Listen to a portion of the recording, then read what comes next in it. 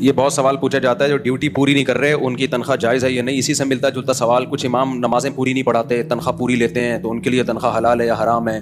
کچھ مدرسے کے اساتذہ چھٹیاں کرتے ہیں تو ان کے لیے تنخواہ پوری لیتے ہیں, حلال ہے حرام ہے. دیکھو, تنخواہ کا تعلق اس سے ہے کہ جس ادارے میں آپ ہیں اس سے آپ کا ایگریمنٹ کیا ہوا ہے.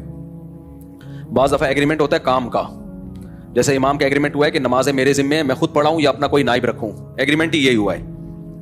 بعض دفعہ ایگریمنٹ ہوتا نہیں, آپ ہی کو پڑھانی پڑے گی. تو ایسی صورت میں جب ایگریمنٹ یہ ہو کہ نمازیں پوری آپ نہیں پڑھانی ہے, تو پھر جتنی نمازوں کا امام صاحب بغیر عذر کے ناغہ کریں گے اتنی تنخواہ کاٹی جائے, ان کے اتنے پیسے کاٹے جائیں ان کی تنخواہوں سے, وہ پھر باقی تنخواہ حلال نہیں ہوگی. اسی طرح تدریس میں یا کہیں بھی جاب پہ جو بھی ایگریمنٹ ہوا ہے, کام کا ایگریمنٹ ہوا ہے یا ٹائم کا ہوا ہے یا دونوں کا ہوا ہے. بعض دفعہ ایگریمنٹ صرف کام کا ہوتا ہے, ہمیں کام چاہیے, آپ بے شک لیٹ آئیں, کام پورا کریں. بعض دفعہ ایگریمنٹ یہ ہوتا ہے آپ ٹائم پہ آئیں. بعض دفعہ ٹائم بھی چاہیے, کام بھی چاہیے.